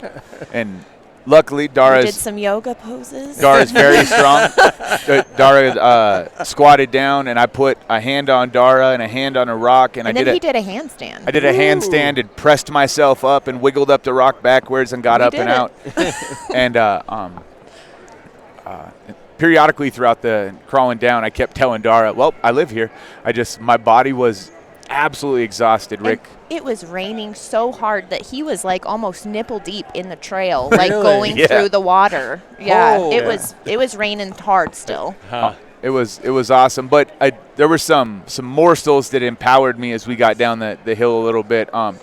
The first one that I thought was hilarious. So we round the corner, and there's a group of hikers coming up, and they freeze because I'm on the ground. Surprised. They're like, one guy's like, how did you get here? Like, I crawled. Like, okay, and then we keep going, and then so we interacted with the adults like that, and then we come across a mom and 2 kids. The kids didn't care about me, that I was on the ground. They weren't surprised or anything, just said hi. Yeah.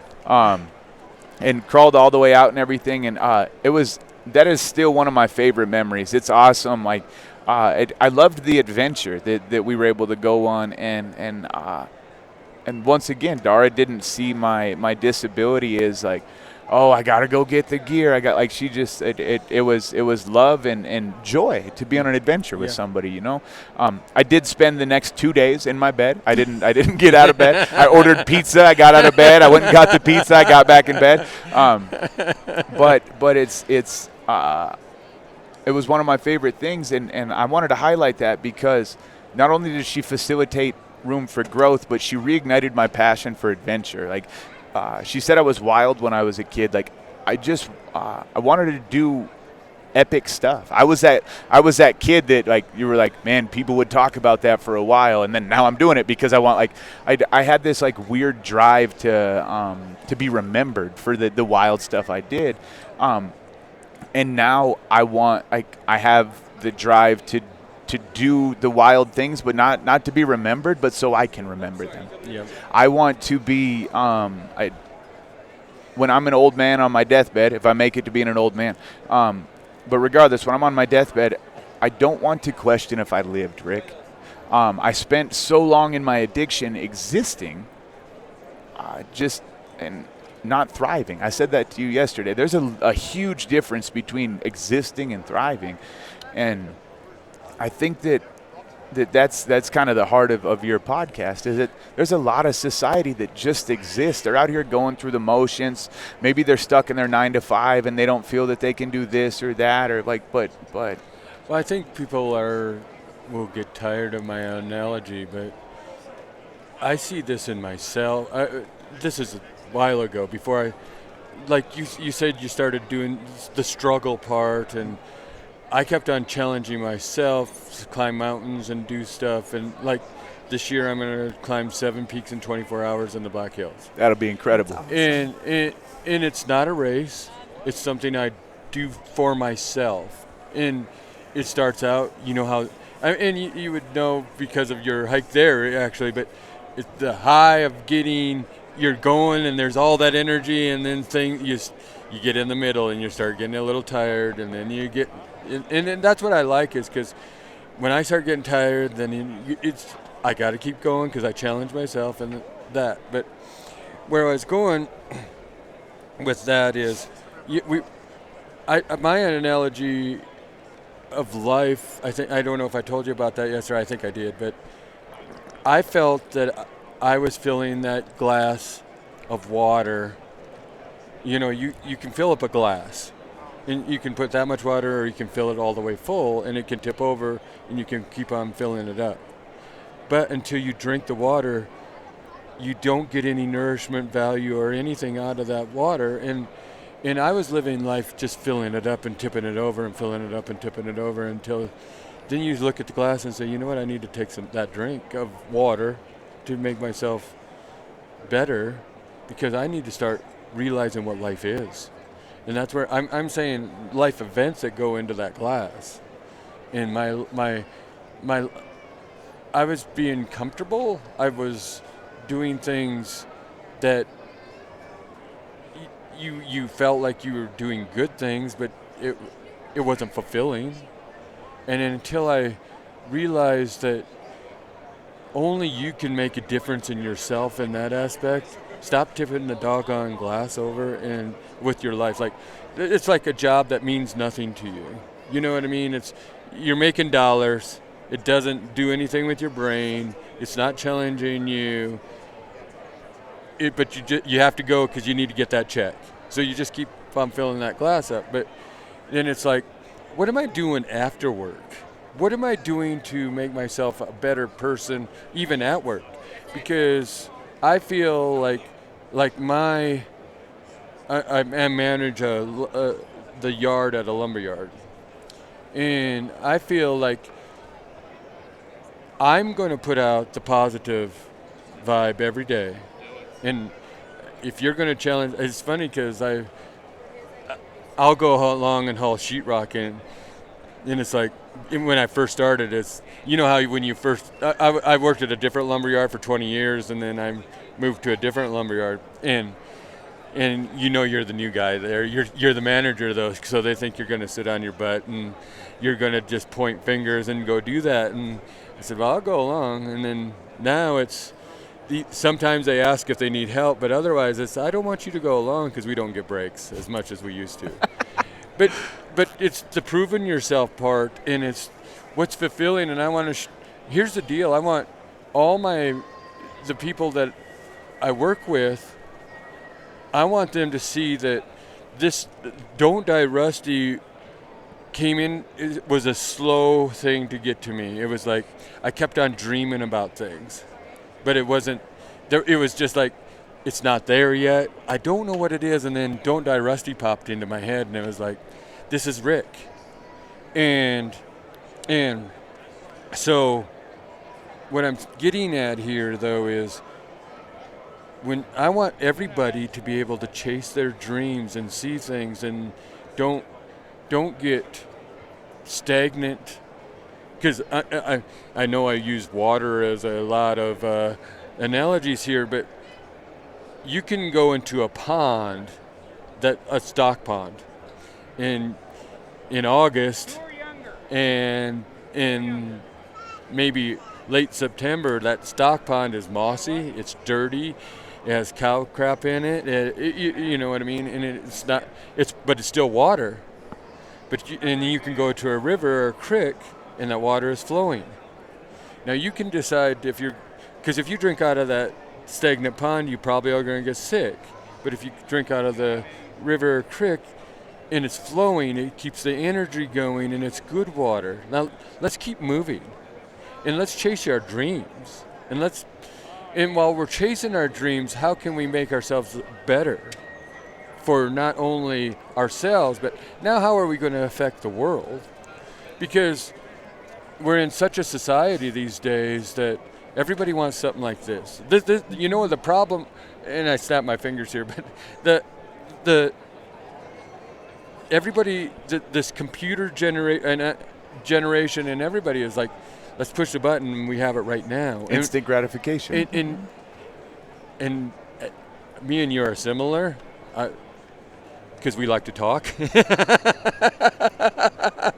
but we've lost the art of conversation in some aspects of life, because we don't go talk to people. We text people.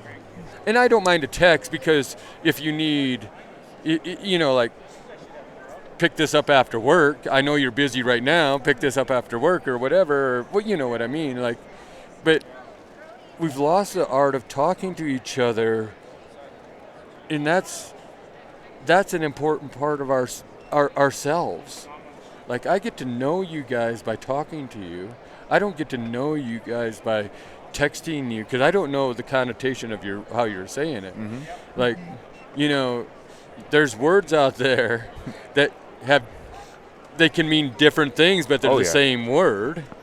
And I don't know how you're saying it, because, like, I can get an F-U from Cindy lovingly, but I can get a, like, you screwed up, you know, a kind of thing. Yep. But that's where I love the conversation part, because when people can hear you talk, and they can hear how your voice inflection is, they can see if you really care about them.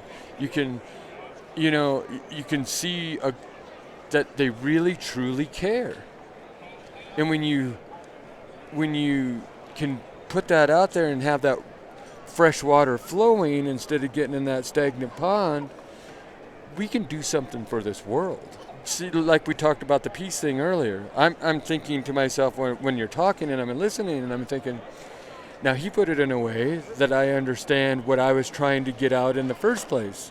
And I think I was talking to somebody last night, but sometimes I feel selfish doing this, because this is my therapy. This is talking to you guys. I learned something about myself and about you.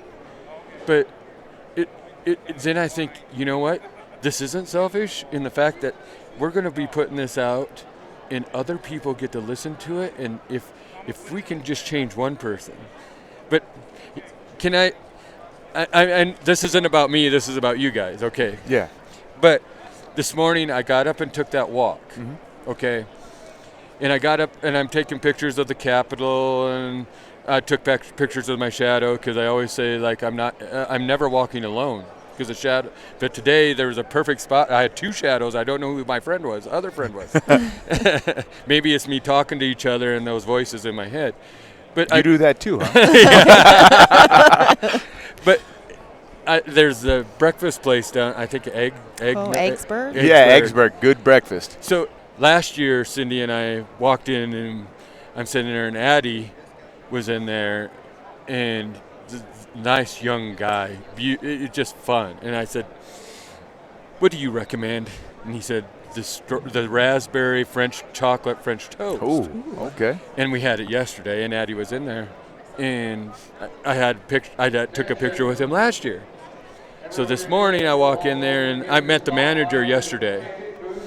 So I walk in there, and I'm the first person in there. I just happened to be lucky, but I was the first person in there, and then they start serving me. I said, "Well, I'll have a glass of water and chocolate milk."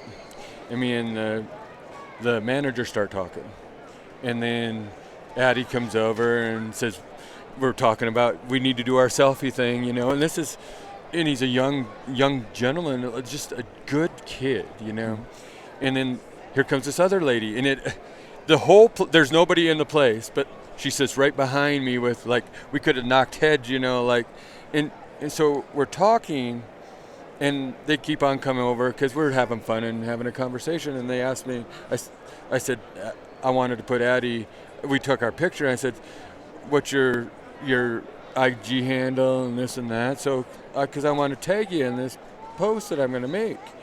And it's about the people that you meet and this and that. And then we started talking about Don't Die Rusty.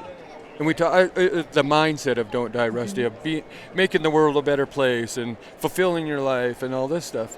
And so they keep on coming over, and we keep on having this Don't Die Rusty conversation, like spraying the negativity off the world.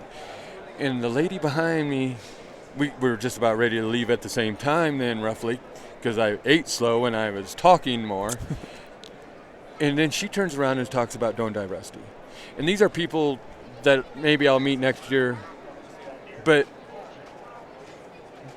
the thing is, she talked about it, Addie talked about it, then the manager talked about it. So these are people out of the blue that if they go home and they talk about a Don't Die Rusty something, that's, if they talk to even one person, that's 3 more people.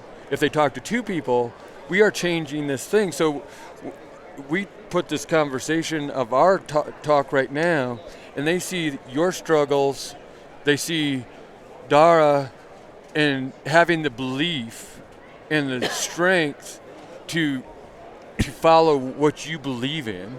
Because how many people really truly follow what they believe in? I don't think a lot of people know what they believe in. There's another thing.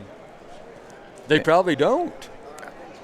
Well, belief is interesting anyway, because what are your morals and values? Like, what is guiding you? Like, was it passed down by your parents? Was it an indoctrination? Are you being led to believe certain things because of influencers on the internet, or because of media, or because of your friend group? Like, I don't think that a lot of people understand that their influence around them creates who they are. Yeah. And so this popped in my head while you were telling that. What it sounds like, it really is the goal of Don't Die Rusty, is to create a current of change. Instead of having stagnated water, create a current of change to where people are helping people get down, or go to different places and everything. Like you referred to a river. Like, a river will push rocks across the bottom and change the landscape of the river on its own because of its own current. Yep. And so by creating a current of change, of having these people understand that, like, okay, you might be struggling, you might have dropped that plate, or maybe that last customer was mean to you or something like that. Like, that doesn't alter the day. That doesn't affect your value as an individual. And that's something that I personally like focus on. Is no matter where I'm at, I try really hard to be value added. Like I want, like, that is one of my biggest things. Am I being helpful? It is, and at times I talk too much. But like we're talking about stoicism, I can't remember who it was that said it, but only speak if your words improve upon the silence. And so like telling your story to people and being authentic and having real conversations. So many people are afraid to offend people or something like that. But once again, I keep coming back to this, like, realness. We are because of social media and everything else, we're in a weird part of society where inauthenticity runs rampant. You could go to social media right now and somebody's life, it looks like it's wonderful. In fact, when I was first injured and was going through my drug addiction, I was in the newspaper a lot because of my, like, how incredible I was and the recovery I was making and all this. Like, I was a drug addict. I gave motivational speeches as a drug addict. Like, and I wasn't being authentic. And so I often wonder if the people that heard me speak then could feel that I wasn't being real, was I impactful? Was I even able to convey the message because of my lack of true self? Well, because that's truly where I wanted to go, because I think everybody has that facade. I see you, I see Dara, but like I said, and you can see anybody, and you just see that outer shell. I want to peel away and get into the heart and the soul of what you believe in, because what you just said is true, because I really didn't know who I was until I really started challenging myself to struggles and really start thinking inside my head and start reading the Stoics and I've always, and maybe it wasn't that I didn't know who I was scared who I was, and the fact that, are people going to think I'm dumb? Because you have so many different interests, and that's not the manly, like some things, you know what I mean? Like where I'm going, like, you're reading books, or you're listening to this guy or girl, or you can sit down and watch a romantic comedy and laugh. You're not just watching shoot 'em up movies or fear projections. You know what I mean? Yeah. You're, because I think you're afraid that people are not going to see you as a tough guy or the guy that gets stuff done. But then I started realizing, you know what? I don't give a darn. You got it. I don't want to ever be labeled. I think labels are just another inflection of something that, because I don't think anybody can be one thing, but I am one thing. I'm Rick. So I'm a bunch of things. Yeah. That's who I want to be, is Rick. I don't want to be Tommy. I don't want to be Dara, but I want to. I'm sorry about this, but I'm taking pieces of you in this conversation. But I don't want to be you. I want to be who I am, and I've learned that stuff because with the confidence that I've gained in the last probably 12 years, maybe 15 years, is in starting to say, you know what, I don't care if you don't like that stuff. I do. And it's like coming down here, we'll say, if nobody comes with me, I'm still going. You aren't going to stop me because you don't like what I'm doing or whatever. If I want to go to that movie, I'll go alone because I'm not afraid to be by myself. And I think a lot of people are afraid to be by themselves because they want to be in that crowd, but they don't. So then they lose who they are. And once you start, like, I hiked a lot, and my partner has since died, Bella, and we had a lot of conversations, but she would never talk to anybody else. But I think when you start having those conversations in the wild, I like the hiking and the stuff, when you start having those conversations with yourself, you start learning who you really are. And if you start accepting yourself for who you are, then the world will get a better version of you when you finally decide, you know what, I'm not going to put on a facade of this or that person. I'm going to put on, this is Rick. You're going to get a whole bunch of conversations. I want to loop Dara on something on purpose. So you were talking about like going on hikes and stuff like that. There's something that I really love about Dara. When correct me if I word this wrong. When Dara feels lost, she goes to the woods to find herself. Every time. And I didn't understand it for a long time. And so, like, will you talk some more about that? About because yeah, I want to hear like Okay.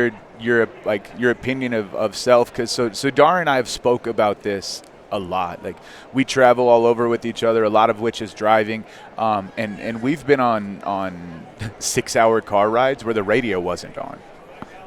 Just visit. And like and we're married. We're constantly around each other. I see Dara We work more than I see together, myself. And so for us to still have these incredible conversations, and Dara, I'm older than Dara in age or Earth years, if you will, but Dara has a very old soul in the way that she sees the world and her understanding of it. And so I would love to hear your more on this, on authentic self and finding it and communicating with people, because she's also very nonverbal. Dara feels things and interacts with people through a different way than I do, and I love it. Well, so getting outside, I just call it nature therapy most of the time, I guess. But I had some amazing grandparents growing up. My grandpa was a pilot in the Forest Service and was a smoke jumper before that. My grandma is a wonderful lady. She ran a sod farm while my mom was growing up. And then when I came along, she kind of retired and became, she was who we were with all the time, and she loves adventures. And so I would do things like, pack into the mountains with a string of horses and mules, and we Into would the be Bob Marshall. 20, 30 miles in. Yeah, several different places. The Bob is one of my favorites. But you're so alone out there. Like I would have my grandparents with me, but the silence is so beautiful. And there's so much time for self-reflection and that kind of weird state you get in when you're like hiking or traveling a long distance with no other sound going on. It kind of allows you to get into this state where you almost feel like you're leaving your body and you're just kind of floating and trekking along. And it's kind of like you can access a different part of your brain and being there. And I just feel so connected to myself and Earth when I do that. So it's super therapeutic for me. So whenever I'm feeling lost, I go in nature and hike. And luckily, we live in Montana and have the Mission Mountains right there, and they're beautiful. And so it's always an easy escape to get in there. But back to vulnerability, I wanted to point out that I think it's important to be vulnerable to yourself, but I think it's equally as important to find a safe person to share your vulnerability with, because sometimes people they need to know that others see themselves in you and see your different dark places, and it's okay. We all have them. That's what makes the light seem so beautiful. So I think you gave a talk about this to some kids during Red Ribbon Week for drug prevention. Yeah. But I don't know how you find your safe people. Like, that's an important part of it. And you might not at first. I know there's been some times that I've shared things with people and they have not accepted it about me. But then those aren't your people. Nope. And it's okay, because you will find if you are authentic to yourself and keep trying and recognize that in others, then you will find it. And what a feeling. Like, I know that I can tell him anything and he will still love me. That's what is inspiring here to me, is because I feel like, you saw me get choked up, and I'm talking about you two. I'm not even talking about myself. Well, you got choked up because of the connection to it. You're able to see a reflection. Like Dara said, that see yourself in other people. The book The Four Agreements, written by Miguel Ruiz, is one of my favorite books I read a long time ago. And I can't remember if it's the Inca or the Aztec that they're referring to in the beginning, but they believe that we live in a mirror realm, and that what you see is a projection of yourself. And so, like, that's why people don't like other people. A lot of times, if you don't like somebody, it's because they have a characteristic that you don't like about yourself. And so, and taking the time to really look at that and understanding that all of us are projecting things. And I wanted to touch on this as well. Like, to me, self isn't something that's rigid. And I think that that's what messes with some people, is that they believe this rigid version of self. They're like, no, this is who I am. But it's not. It's fluid. You are, I said to you yesterday when we were talking, we are the sum of all of our experiences to this moment. We are essentially a bioelectric antenna that, because of the stimulus that we have gotten throughout our lives, like, we are tuned differently to a different frequency than anybody else. And so the way that we see and interact and go through the world is different than anybody else's.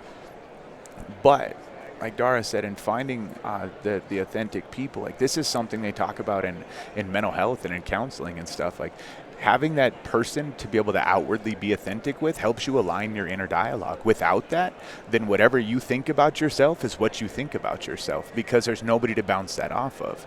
And those negative thoughts become caustic. And so they start to just poison anything else. Like, I made the joke the other day that if you have one bad apple in the bag, eventually all of them are bad, because those thoughts and everything will continue to poison yourself. And so finding a way to get it out. And I said this to the kids, because not everybody can talk to people, but write down what you're thinking. Get whatever is inside of you, that those traumas, those other things, the things that I like to call a hot rock. If you were to pick up a hot rock out of a fire and hold it, you can't examine it. It's going to continue to burn you, and all you're going to feel is the pain.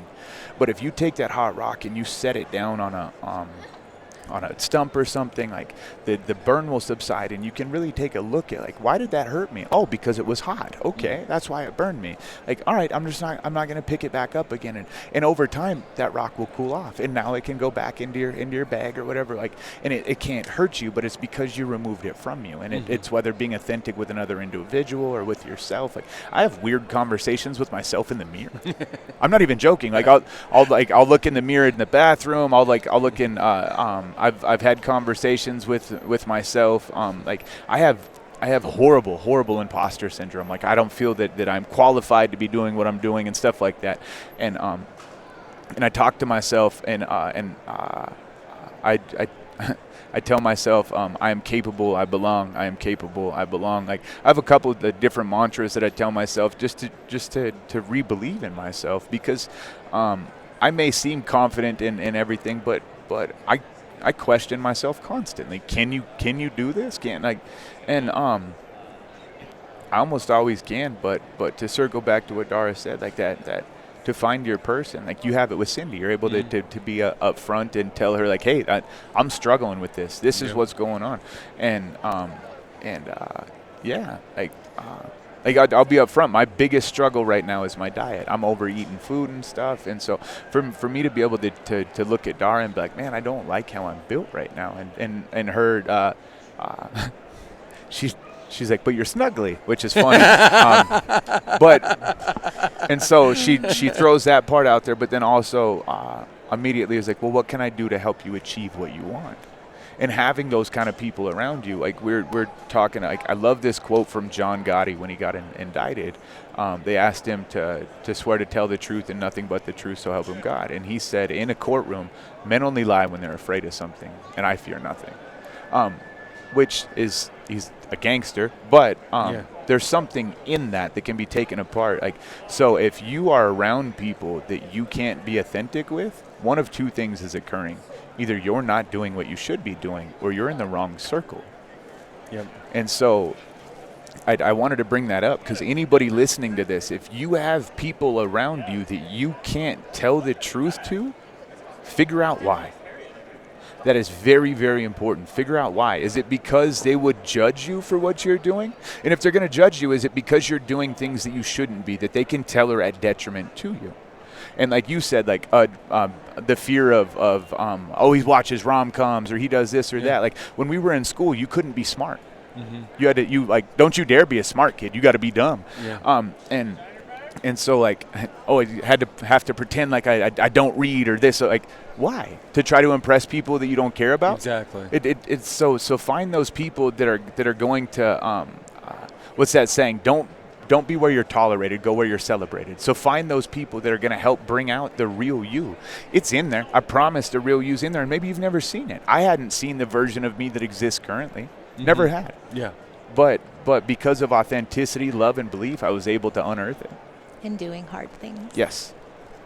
The last question I want to ask is, what's the good life to Dara and Tomy Parker?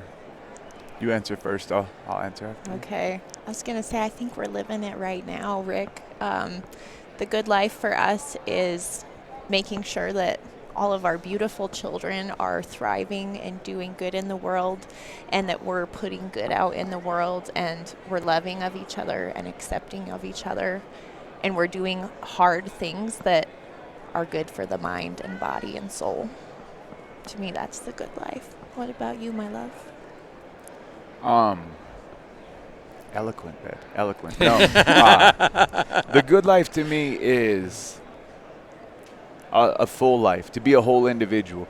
That is one thing that I've always wanted to be. And I don't mean whole individual as having my fingers and legs or what have you. But what I mean is to be a whole individual as well-rounded. There's Miyamashi Emoto. He's a famous samurai that said that if you want to be a sword fighter, learn calligraphy. To be a full, well-rounded individual, and in doing so, I think that with the help of those around me, we can elevate ourselves to something greater. I want to be value-added. The good life is for me to be value-added, to be a good father, a good husband, to seek out adventure, to seek growth. I keep thinking you say don't die rusty. Like, rust only collects on things that don't move. That's right. And so continuing to move and grow and no longer stagnate, because that is ultimately what was one of my demises at the beginning with, is that I stopped trying to become something greater. And I want to highlight that the growth is painful, but it can be absolutely incredible. I'll end it with this. Like, a good life with me is to grow and become the best version of myself that I can be, for those around me, to try to be value added in the world, and to know that I truly tried to live. And I want to use this quote about growth for people, like, because it changed my perspective on it. When a seed falls from a tree and falls into the ground, it is very weak and fragile, and it's in a tiny little form. And then that entire form has to be destroyed and split apart and fractured as the seed buds out and it becomes a tree, and then it grows, and it's in search of nutrients and a good place to be and everything. But as time goes on, eventually that seed turns into a giant tree that is impervious to the things around it, that it has become so locked in who itself is that it can weather any storm. And I'm trying to become a great oak. Well, I think you guys are. Thank you, sir. Trees grow old, and it takes time to grow and get tall. And I think we all need to learn that the rings around the tree are a portion of our story of our life as we grow bigger. I don't care if it's your mind. Mm-hmm. That shouldn't get rusty. Your body shouldn't get rusty. Your thirst for adventure shouldn't get rusty. And it doesn't mean everybody's adventure is different. But I see you guys living the total life of not being rusty, mind, body, and soul. And if we can get that out there, and if you can help me get that out there, I'd love to. And we can get that world being a better place, then we are doing our job. So I want to, like I said, I was so excited, and I can't wait till our next time we talk. We might have given you a couple more things to think about. You might have a few follow-up questions. Yeah, I will. I'll have a lot of more follow-up questions. This might be a 3 or 4 part. No. But no, I truly, I want to have another conversation down the road here, because I look and I believe in we had a podcast we were talking about ADHD and this and that, and how they were talking about how they can see good people. They can, like, in maybe I have ADHD, I don't know, but I see good people here, you know, and I think if I can get you guys back on again sometime and we can keep on influencing and making the world a better place, that is what I want to do. So I thank you so much, and I appreciate you guys so much. And this was an honor today. And it was an honor for you guys to say, yeah, we'll do it. So thank you from the bottom of my heart. Thank you, Rick. We're so excited to be on this journey with you. And Thanks for bringing us along and making us a part of it. You're doing great things in the world. And here's the one thing, when we talk about good people, and thanking you, is if you guys would message me or if you guys would call me and say, Rick, I think you need to do that, or if you gave me constructive criticism, I would honestly listen to you guys, because when you got that good circle of people, like you were talking about the trust, so you say, you know what, I see we can do something here. Would you want to go do this or that or whatever, you know what I mean? This guy would be a cool person to talk to, and let's go. If we can change the world, let's do it. We're here for it. So you're in the Don't Die Rusty circle. I'm sorry you're here. It's an unpaid position, though. It's a volunteer position. It's a 4-year election. We'll see what happens. All right. No, but thank you, Rick, for having us. Well, It so was much. an honor. And thank you to all the listeners that Yes. watched this. And most importantly, don't you dare die rusty. Exactly. Thank you. I love it, and it was awesome.